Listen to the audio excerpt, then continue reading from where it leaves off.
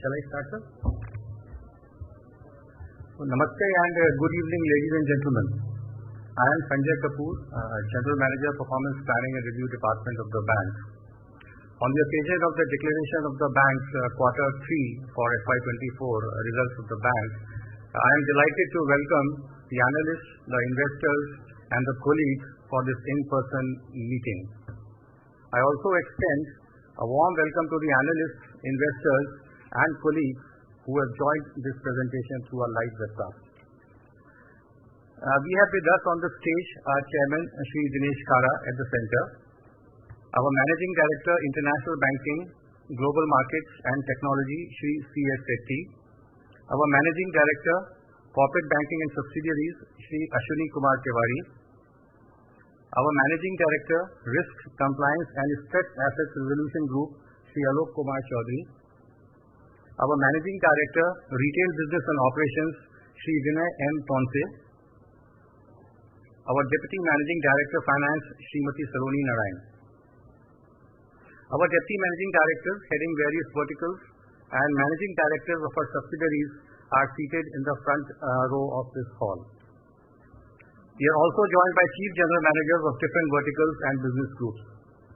So to carry forward the proceedings, I request Chairman Sir to give a brief summary of the bank's Quarter 3 FY'24 performance and the strategic initiatives undertaken.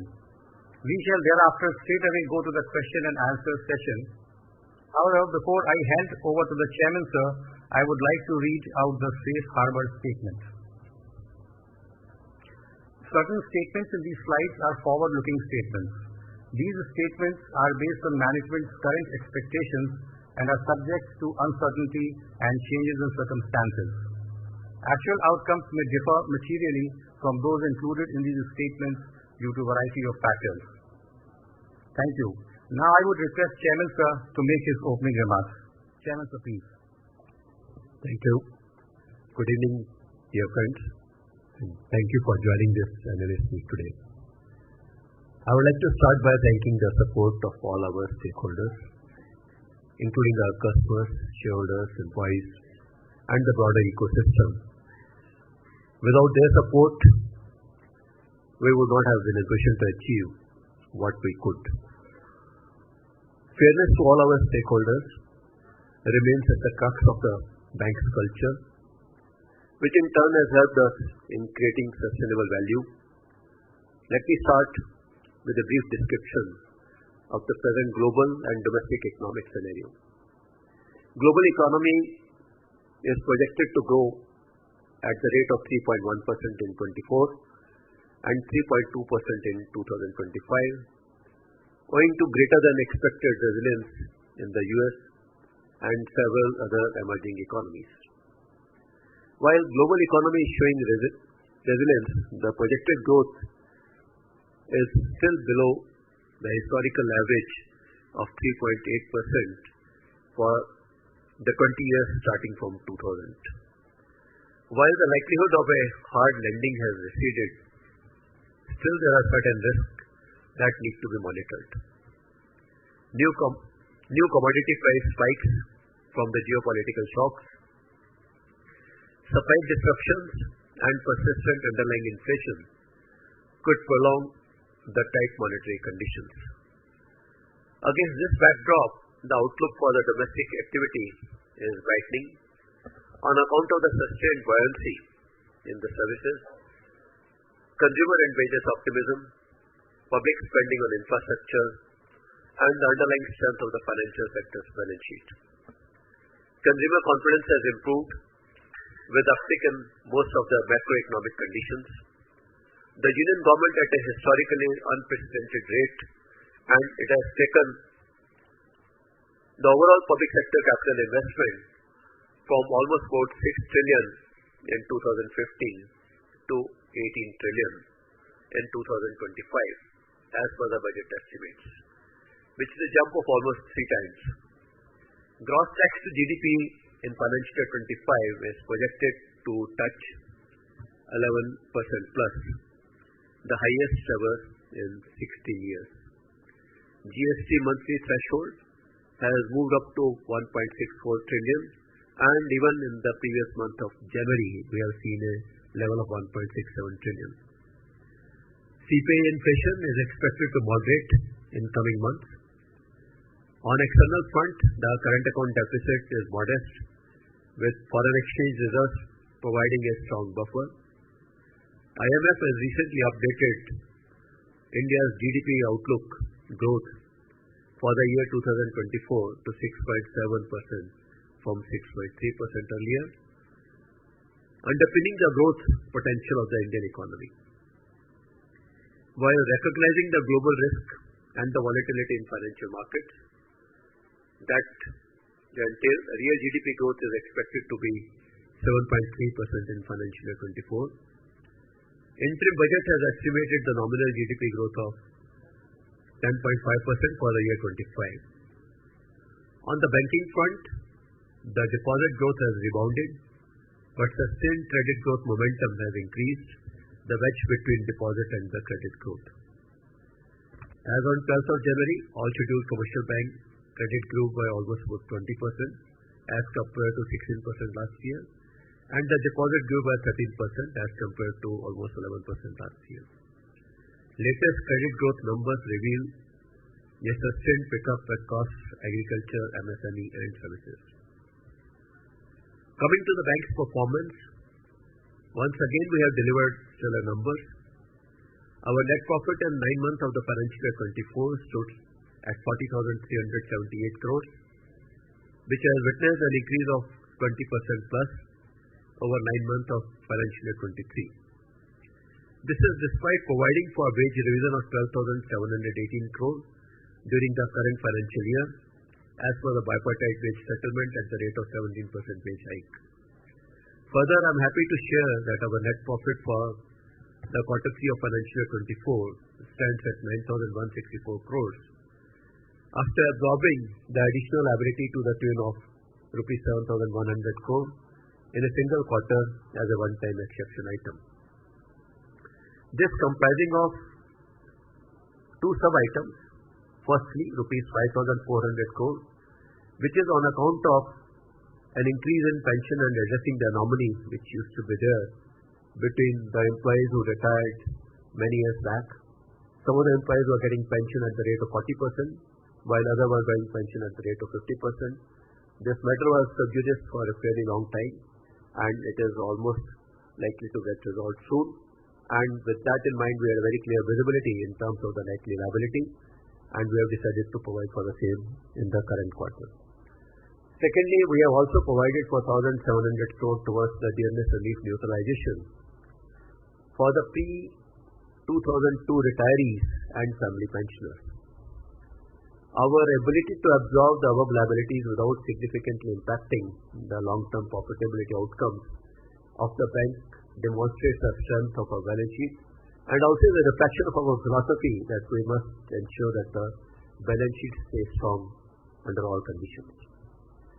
ROA of the bank at 0.94% for 9 months of financial year 24 has improved by 7 basis points over 9 months of financial year 23. The ROE for 9 months of financial year 24 stands at 19.47%, which has improved by 88 basis points over 9 months of financial year 23. We have been consistently delivering ROE in excess of 15% for last 6 quarters. Our aspiration from our current position of strength is to sustainably deliver a ROE of more than 15% through various business cycles.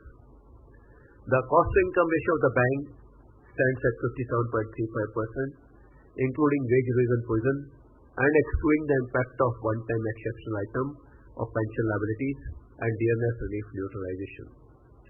Overheads have been under control and have been shown a decline of 3.10% sequentially.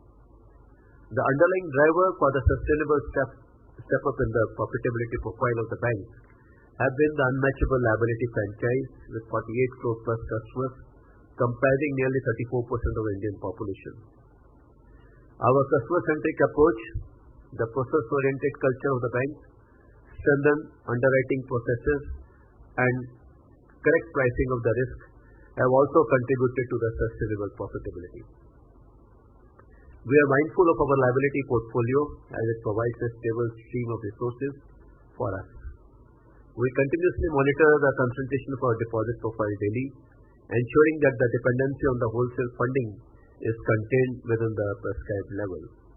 The differential rate of deposits and the CDs are just around 13% of our total deposits.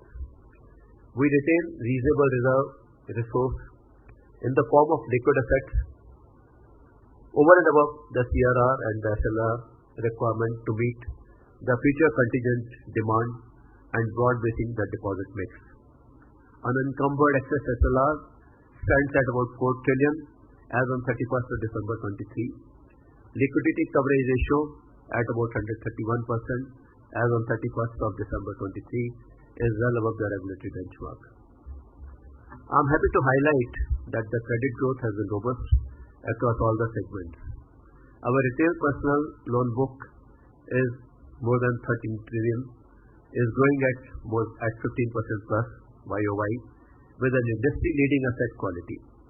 The growth in agri, SME and corporate segment has witnessed a healthy growth of 18% plus, 19% plus and almost 11% respectively. I am glad to share the progress we are making in digital banking. 59% of the savings bank accounts were opened through YONO in 9 months of financial year 24. We are also leveraging analytics with significant business of rupees 95,000 crore being sourced through analytical leads, showing growth of 37% YOY. With regard to asset quality, our gross NPA ratio has improved by 72 basis points YOY and stands at 2.42% as at December 23 and continues to be at the lowest level in more than 10 years. Our net NPA ratio has also improved by 13 basis points and stands at 0.64%. Slippage ratio for 9 months of financial year 24 has improved by 5 basis points YOY and stands at 0.67%. The consistently improving asset quality is also reflected in our credit cost. For 9 months of financial year 24, it stands at 0.25% and has improved by 12 basis points on a YOY basis. We are well provided for our loan book with PCR including OCA standing at 91.49% and PCR for quarter 3 financial year 24 standing at 74.17%. While we are glad about the outcome in the current quarter, we are also conscious of the areas for further improvement. On the liability side, we continue to focus on increasing our share in current accounts while maintaining our leadership position in savings deposits. Our CET1 ratio after considering clawback of 9-month profit is at 10.38%. Additionally, the current ROE profile of the bank is above the credit growth trend, which will lead to CET1 incremental accretion. However, the bank is open to raising equity capital if the growth trends are higher than expectation. Our subsidiaries are also consistently performing well and continue to create significant value for all the stakeholders and most importantly for the customers. Concluding my opening remarks, I want to thank you all for your support to the bank. The bank, while pursuing its own progress, contributes to the progress and economic growth of the broader ecosystem. We remain committed to reward your trust in us with superior sustainable returns over the long term. My team and I are now open to taking your questions. Thank you very much. Thank you, sir, for your opening address. Hello. Sir. Thank you, sir. We will now invite questions from the audience. For the benefit of all, we will request you to kindly mention your name and company before posing the questions. To accommodate all questions, we request you to restrict questions to maximum 2 at a time. Also, kindly restrict your questions to the financial results only and no questions be asked about specific accounts, please. In case you have additional questions, the same can be asked at the end. We will now proceed with the question and answer session. Thank you, sir. Thank you. This is Ashok Ajmera, Chairman Ajcon Global. Sir, compliments to you for the fantastic results. But for that exceptional item, even the net profit would have been higher, more than 20,000. I mean, the operating profit also has gone up and net profit also would have been much, much higher. So my question is on that only. Number one, that this 15 to 17%, I mean the expected rate hike was, wage hike was 15%, now it has gone to 17%. So in our employee cost, in the normal P&L, there is hardly any impact if you see the numbers of the last quarter and this quarter, and which seems that you have taken in exceptional item. Whereas in case of all other banks so far, they have taken in the regular P&L the direct hit of the increase. This is number one. And secondly, what was the need for a provision in this quarter itself of such a big amount? Was it because the results were good, the profitability was good, or is it because in the next quarter you are feeling that may not be so robust or so good? And third is that you wanted to make the bank's balance sheet very healthy. This is my first discussion. Well, I think when it comes to the way we look at this expense particularly, as far as provision for the wage increase is concerned, we were providing at the rate of 10% from November 22 onwards. Later on, we increased it to 14%, and then the MOU got entered into. As of now, it is not crystallized into a liability. That will crystallize into liability at a later date. So that is the reason why we thought much in order to create a provision, because only and only when it gets crystallized into liability, it should be taken as an expense. That is something which we have done. I must mention that up to September 23, we had made a provision of 8,895 crores. And we have made additional provision for the wage increase in this quarter to the tune of about 6,313 crores. So in all, we have now made provision which is as high as 8,895, and provision made for during this financial year is 12,718 crores. And the additional provision which is required to be made in this financial year would be another 5,400 crores. Your second question, why we have made provision in this quarter? 7,100 is actually a provision which is essentially we have made because, as I mentioned in my opening remarks also, there was an anomaly in the pension being paid to the different set of employees in the bank. Some set of employees were being paid pension at the rate of 14%, the other were being 40%, the other were being paid pension at the rate of 50%. And this matter was pending before the court of law since 2002.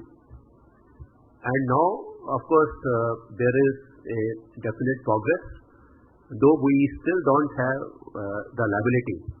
But nevertheless, since we saw this, it's a event which is almost certain to happen, our actually suggested that we should make a provision of another 5,400 crore for meeting this liability in future.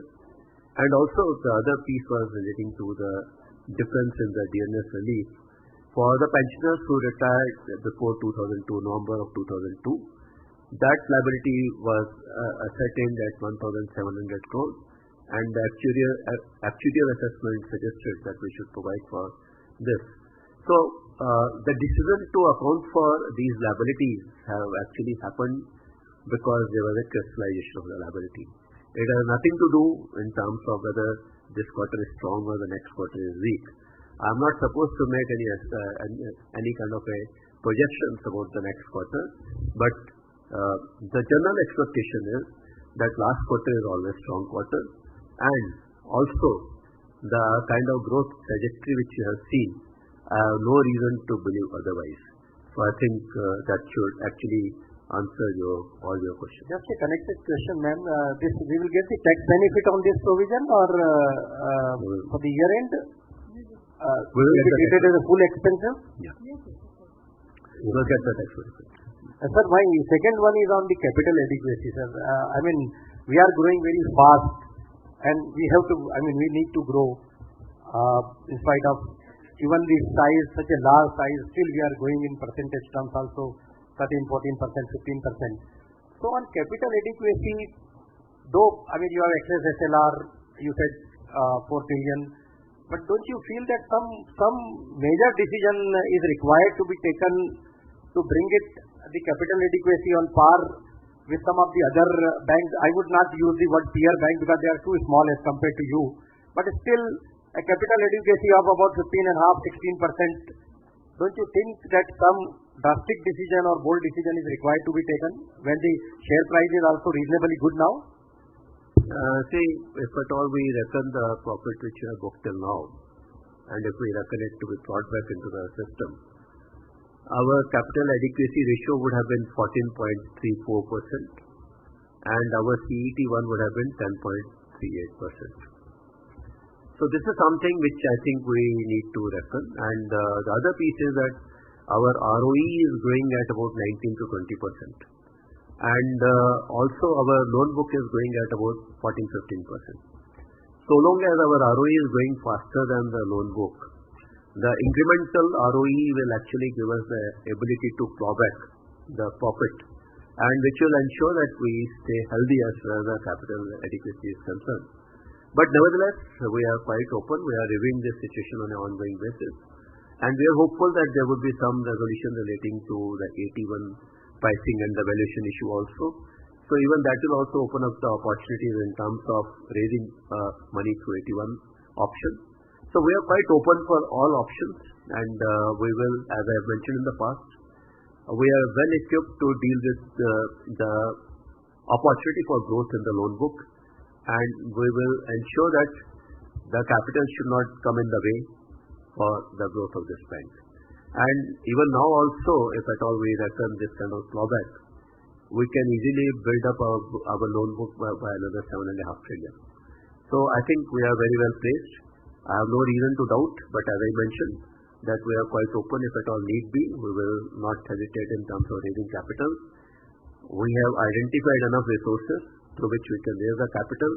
It is not more than a 1 quarter effort to raise a kind of a capital, and there is no reason for my investors also to really worry, because when we are prudent in terms of identifying the source of capital and also the cost of capital, I think that should be a happy situation for all our investors.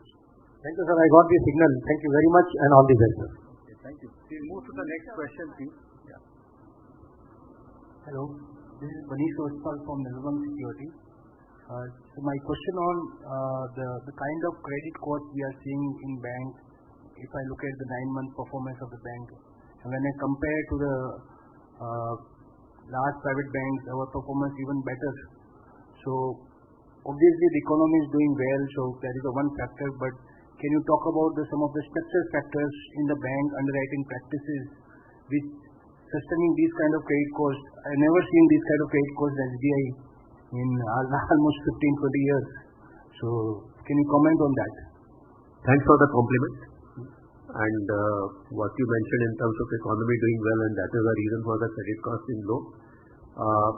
If that being so, then the industry should also have a similar kind of a situation. But nevertheless, I would like to highlight that we have worked on it for quite some time in terms of we have strengthened the mechanism for underwriting the risk, for having adequate appreciation of the risk, and for ensuring that there is adequate risk premium for the risk which we are undertaking.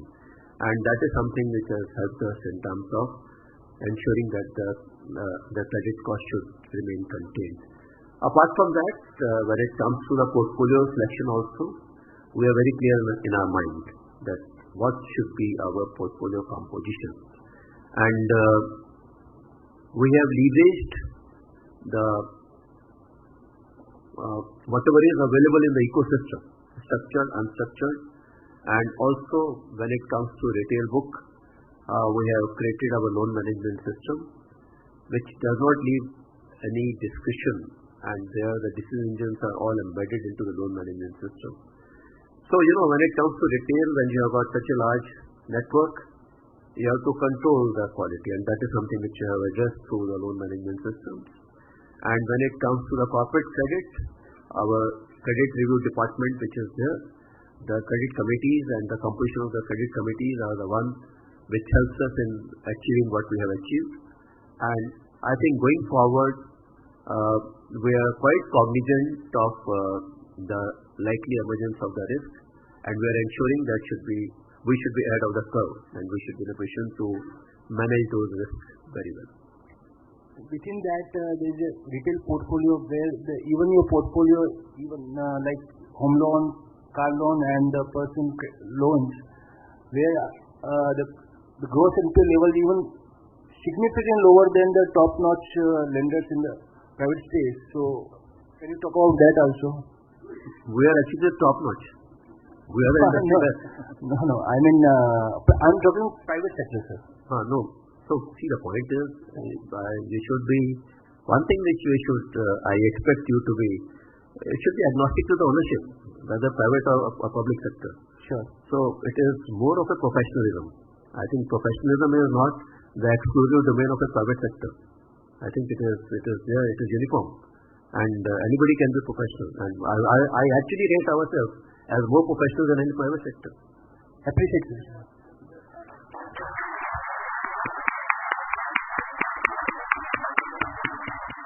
And the second question on the on your slide number 20, there is a statement which mentioned that we expect our ROE is higher than the loan growth. And you said in your remarks that if the credit growth even higher than your expectation, then we may tap the market. So, what rate of credit growth where you see the need of capital to raise? And secondly, in your macro commentary, you suggested that 11% kind of nominal GDP for the FY'25.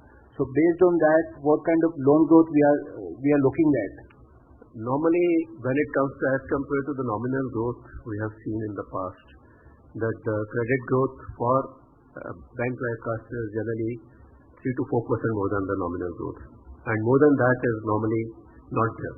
And considering the fact that we are very selective in terms of the risk, as I mentioned, that risk is something which is we are very cognizant of.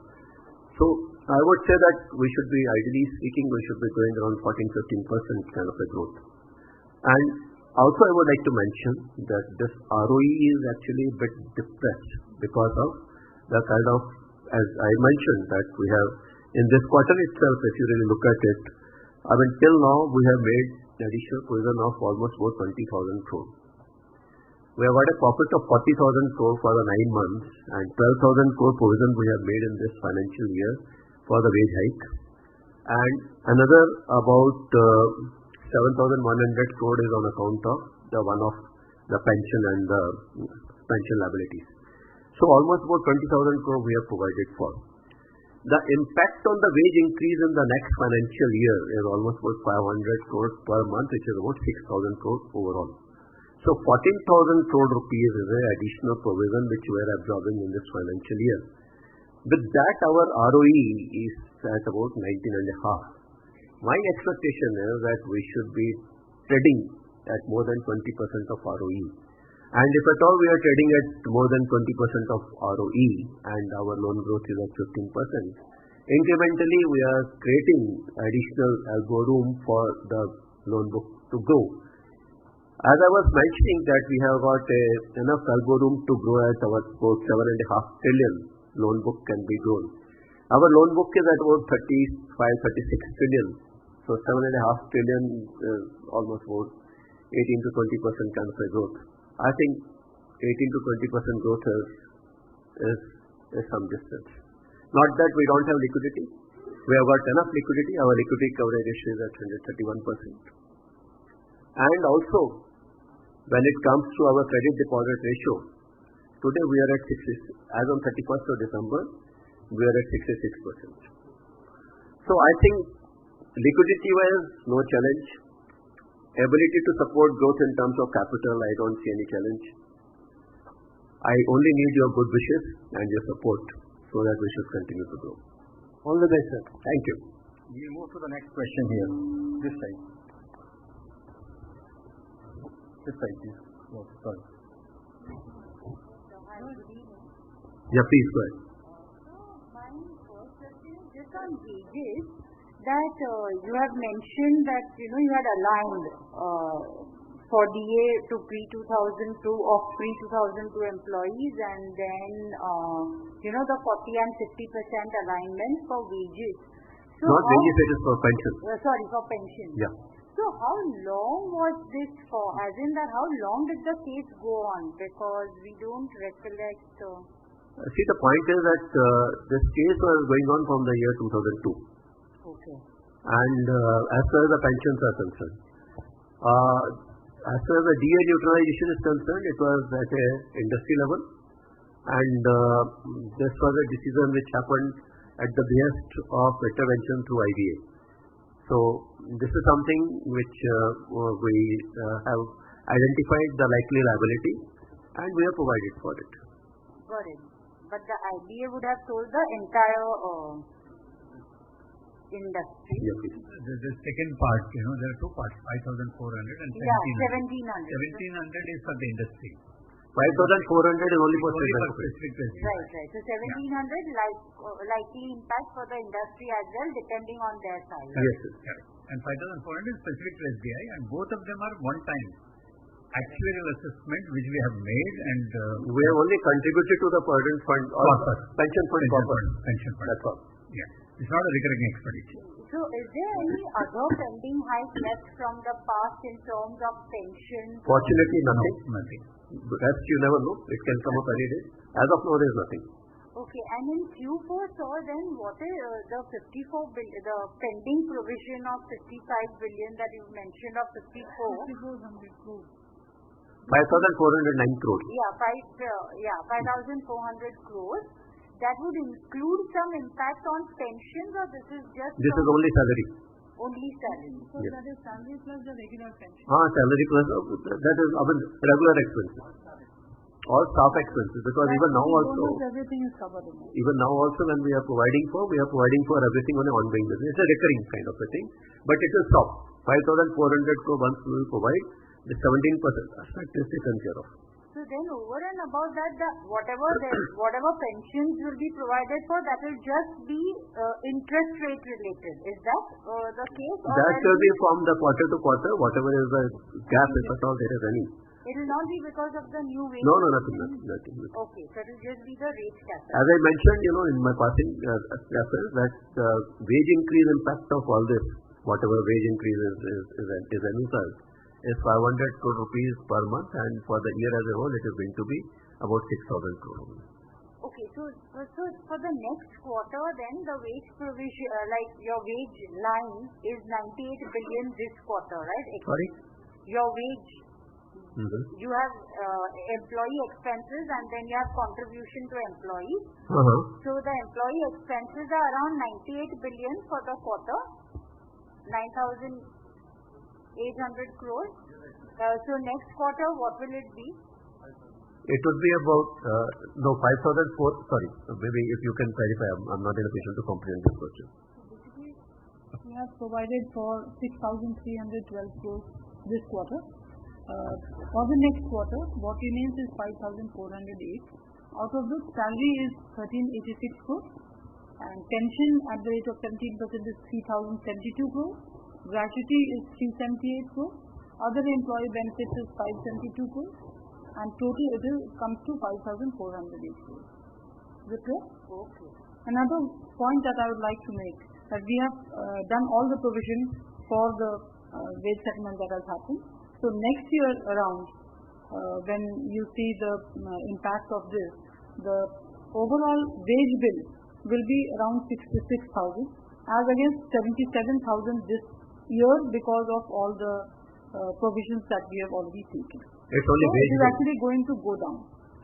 It's only wage bill, but the pension related liability is actually over and above. No, so it is all put together. Okay, fine. Yeah. No, 77,000. 77 is all put in. 7100 is excluded. Okay, that is what I'm saying. That is excluded. 77,000 plus 7,100 is something which we have provided this year. So as against 84,000 crore, it is going to be only 66,000 crore. Got it, sir. That's very clear. And my last question is on margin. So, can we say that now margins will be maintained at these levels? Around the same level. We expect maybe at the most, if at all there is any dip, it would be only 2 to 3 basis points. Maximum. Okay, and most of the deposit repricing of the past is over now? Yeah. Almost. Okay, sir. Thank you so much and all the best. Thank you. Thank you. Yeah. This is Chokshi, Industry City. congratulations for very stable results and all the guidance and the time and talent which SBI provides to the country. So my first question is based on the interim budget and the FOMC outlook and the behavior of money market, and if there is a proxy to India where money market is concerned, SBI should be the largest gainer. So based on 4 trillion of excess FLR, how is the outlook on treasury? Second thing, will the interest rates peak out as newspapers are indicating, and RBI may cut to by 50 bits in the second half? The FOMC may cut in the last quarter. It's all speculation, but what is our internal outlook based on all the parameters which have happened in last 1 week? See, when it comes to RBI and FOMC, I would say that they have decoupled to a greater extent. RBI decisions are more based upon their own assessment, MPC's assessment, as far as the inflation trajectory is concerned. As we read MPC deliberations, we would say that perhaps they are looking at inflation to come within 4% range. We are hopeful, what you mentioned in terms of second quarter. Our assessment is second or third quarter, we should actually get to see some kind of a rate reduction. This is what our expectation is. And when it comes to the money market and the trajectory and its likely impact on the State Bank of India's balance sheet, I would put it like this, that much of it depends upon how the interest rate or the T-bill and the G-Sec would be behaving as on 31st of March. That will be probably helping us in terms of the eventual outcome. Though going by the current trend, we are optimistic, but let's wait and watch. As urbanization and consumption in India is growing and the economy is headed to 5 trillion, 7 trillion, 10 trillion based on numbers. Being the largest bank in India, I'm sure our consumer-led banking and corporate banking both need your support with the market share what we have. If you have to gear up for those kind of economy size and challenges for the consumer credit, what enablers you will have to do it now, along with YONO and so many other things, and what kind of digital spend you will have to do for over the next 3-4 years to sustain those numbers? Well, we have already invested in terms of the structures. When it comes to the credit processing cells for the real estate, our credit processing cells, last year we added almost 450. So now we are somewhere around 400 odd credit processing cells we have created across the country. We have enough feet on street for sourcing of applications, and also we have created a seamless process when it comes to the low value SME loans, and also for the home loans also we are working on a workflow mechanism so that the journey should become end-to-end digital. So I think it's a constant and ongoing process which is there, and our effort is that we should stay ahead of the curve in terms of investing and ensuring that we deliver value to our customers, and we should be expedient in terms of delivery. At the rate what you're growing around 14%, as you indicated based on nominal GDP, in 3.5 years we would be nearing 50 lakh crores.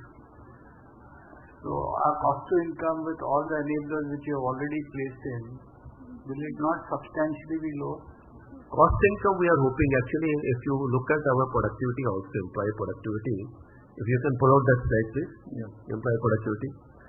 So if at all you will look at that, our productivity is significantly higher, about 29.78 crore, which has gone up from about 18.77 crore in the year 2019. So that number, it has moved to 29.78 crore. So actually it has jumped up quite a lot. We are actually leveraging multiple things here. We are leveraging analytics. We are also cognizant of the need, if at all, we are exploring the possible application for Gen AI, and also we are looking at how we can leverage technology for the advantage of our employees. So I think it's a multi-pronged approach which we have in terms of addressing the requirements, and also to ensure that we should be ahead of the curve, much ahead of the curve as far as the opportunities when they arise. We should be in a position to respond, or maybe we should be in a position to create opportunities also. Had you not provided the one-time provision this year, I think the year-end would have been the largest profit-making company of India. You are right, because by that reckoning, we were already at 60,000 crore plus as of now. So, going by the normal expectations, I think my dream is that this bank should generate 1 trillion profit, and hopefully that is what I'm seeing is that is the reality. That would have happened if at all we would not have been required to make such provisions. Thank you, sir. Thank you for answering all of this question. Hi, sir. Saurabh from JP Morgan. So, two questions. One on your corporate banking piece. We have seen the private banks, getting strained on LDR and all. Are you seeing opportunity either to buy portfolios from them or, accelerate growth in that space? That's the first one. And secondly, your presentation mentions a 50 basis point capital release because of the investment fair valuation in April 24. Can you just comment on that? Thank you.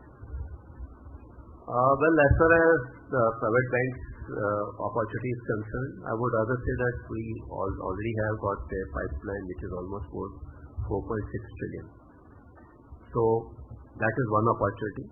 But yes, of course, if at all opportunities come our way and it is in line with our risk appetite, we will be more than happy to support such kind of requirements of the corporates. Now, the other piece which you have mentioned in terms of the impact to the extent of about 50 basis points on the capital adequacy, maybe I'll request Srinivas Shetty to comment. Yeah, I think it's when you look at the revised valuation norms which are likely to come from 1st April next year, our broad assessment is that if you have the same portfolio levels and move and implement the norms, there is a positive uptick in terms of some of the portfolios what move to FVTPL on the AFS category. I think that is what adding to the positive MTM in that. While we may not immediately be able to add to the profit, the norms indicate that FVTPL positivity. Today, any positive MTM cannot be booked. It is only negative MTM which needs to be booked. But the new norms allow us to move to AFS reserve. And AFS reserve is part of the set one. So, probably to start with, we'll have to wait for the detailed RBI guidelines. How do they want us to, if I'm opening the balance AFS reserve in a positive way, whether I can book that or I need to book in the general reserve is something what we are negotiating. But it will definitely add around 50 basis points to set one. That is our assessment. So, sir, on the 1st of April, we have to actually draw up a balance sheet. So, that will come. Yeah, it's only a matter of accounting, but it will add to the set one, 50 basis points. Is it clear, sir? Yeah. For the LDR question, my question was essentially, are private banks talking to you to sell their wholesale book? No. As of now, we have not received any such request. But if at all it comes, I'll be more than happy to wrap it up if it meets my risk appetite. Yeah, next question. Yeah, hi. Concall over here from Citigroup. So, firstly, maybe just to get on to that number of 77,000 crores. So, you highlighted that will be the staff cost for this fiscal, FY'24. So, today we are at almost 55, so that indicates another 22,000 crores for 4Q. That would be more to do with this 5,000 crores which is required, because anyway, this quarter there was additional wage division catch-up which was there. But we are expecting further rise in the employee cost bill for Q4 as well.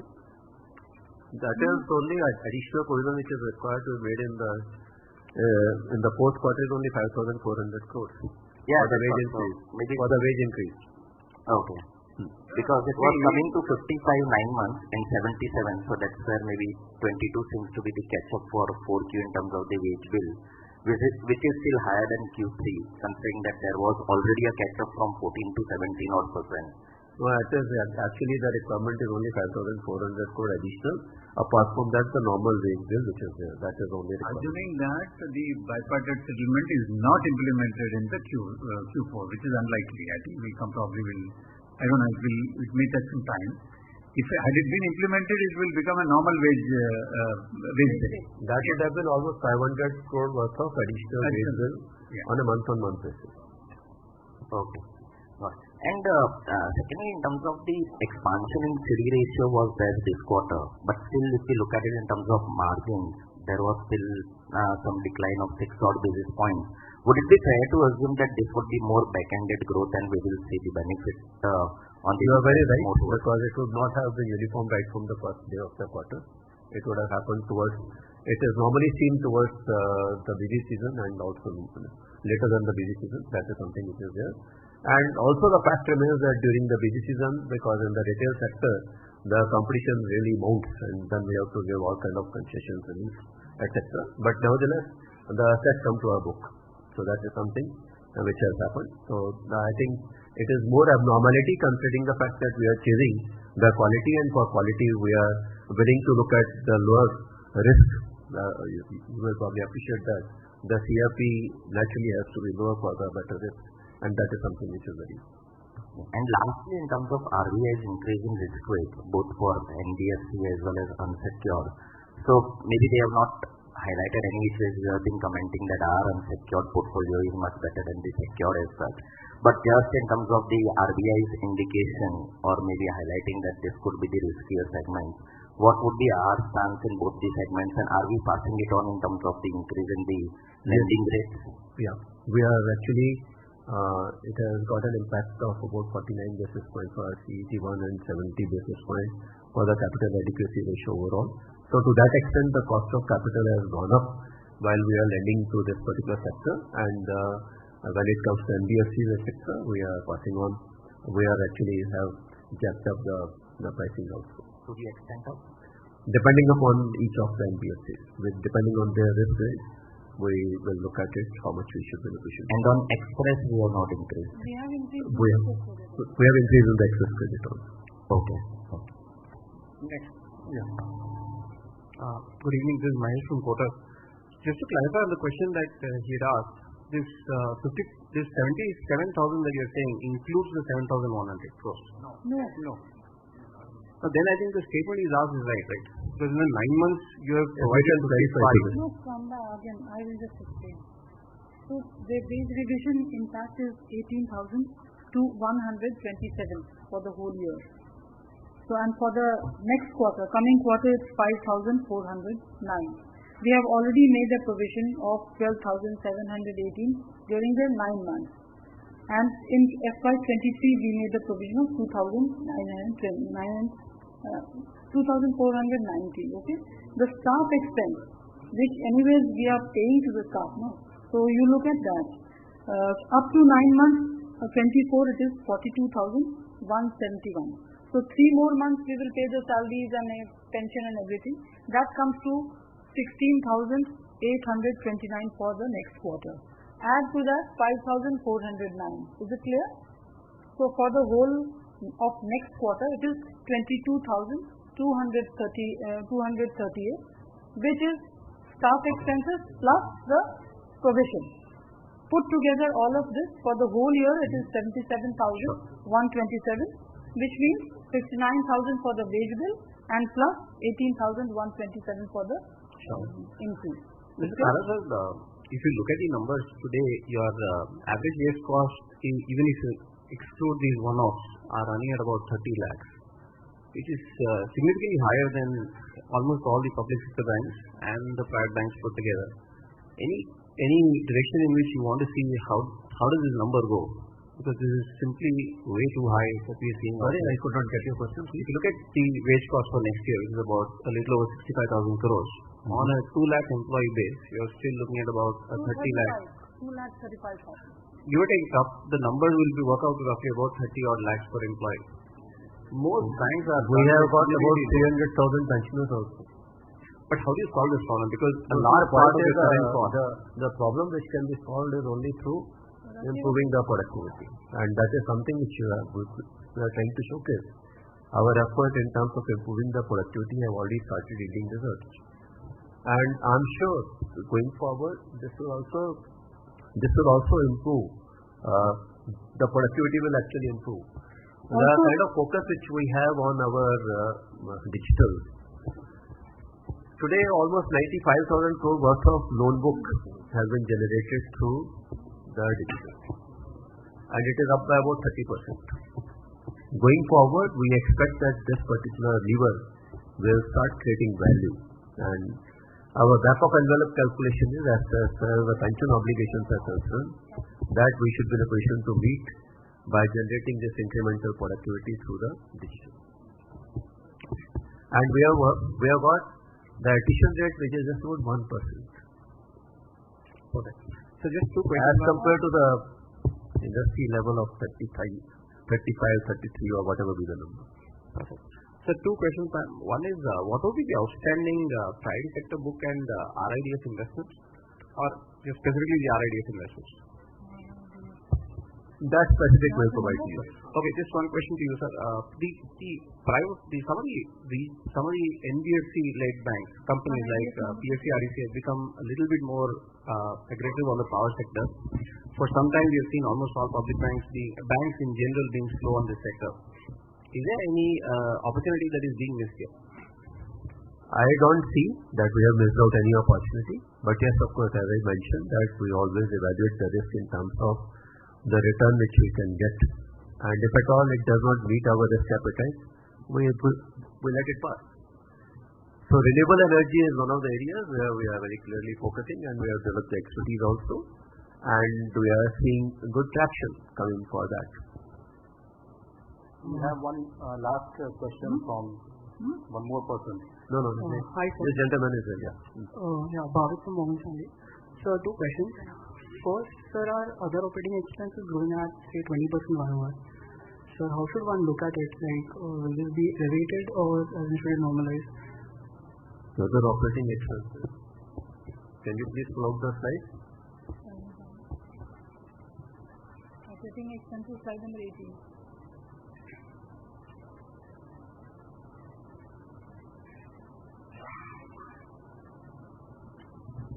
Maybe if at all you can throw some light on this. Yeah. Majorly, sir, it comprises of the staff expense, as you can see in that, and also the pension. No, so I mean other operating expenses, excluding the staff. Just a minute. Other operating expenses. Overhead. Overheads, I don't think there's a very significant number. In terms of absolute number, they are not really very big numbers. Not very relevant, but anyway, I can tell you some of the items where we have seen this growth. One is business acquisition and development expense, which is to the tune of 711 crores. Other tech expenses to the tune of 371 crores. DC, IGC, insurance, 230 crores. GST expense, 128 crores. Donations, 81 crores. PNP expenses, 74 crores. I don't think there is such a big number. We have a quarterly run rate of, say, 11,000 crores. So actually, see, one aspect which is there when it comes to the insurance, particularly deposit insurance, as the deposit grows, this will continue to grow. And quarter on quarter, actually, it has gone down, sir. From 11,948, it has gone down to 11,577. Yeah, that is for the total overhead has come down from 11,948 to 11,577. And I think there is the major items which are there is one among them is ATM, CDM, debit card, and those expenses, which I think is a cost of delivery, which will continue to be there. And the other one is the business acquisition and development expenses. Again, it is corresponding to the business growth. It will continue to grow. So this is what is the behavior, what we will get to see. So what will be the digital expenses as a part of this? So then should we expect this to go to 13,000 crore run rate per quarter next year or more than that? Much of it, when it comes to digital, part of it would get depreciated also. Okay. So we'll have to see that composition, how much we can depreciate, how much we can book in the revenue book. That is something which you see. And second question, recovery from return of accounts, the OCA accounts, they have been around say 2,300 crores so far in the 9 months. Sir, how should one look at it? Like, how do we expect?